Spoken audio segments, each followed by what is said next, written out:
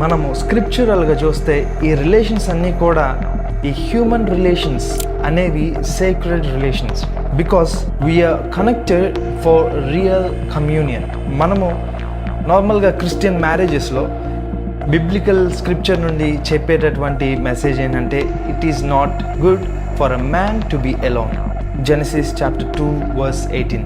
ఇది ఎవరు అంటున్నారంటే దేవుడే ఈ మాట అంటున్నారు. ఇక్కడ మ్యాన్ అంటే హ్యూమన్ కైండ్, ఆదాం. అక్కడే మనకి నాట్ గుడ్ అనే పదం కనిపిస్తుంది, మంచిది కాదు. దానిని హీబ్రూలో లోతోబ్ అని అంటారు. లోతోబ్, నాట్ గుడ్. ఈ మాట అన్నది దేవుడే.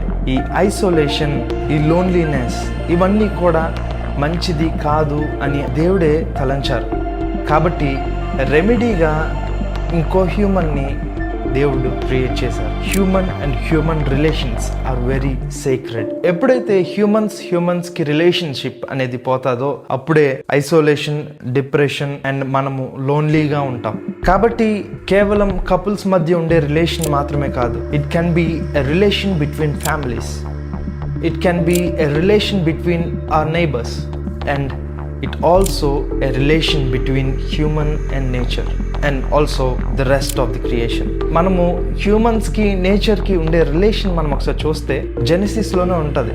ఆదాం ఈ సృష్టిలో ఉన్న వాటన్నిటికి పేరు పెడతారు. So there is a relation between human and nature as well. So humans అనేవాళ్ళు ఒంటరిగా ఉండడానికి వీలు లేదు.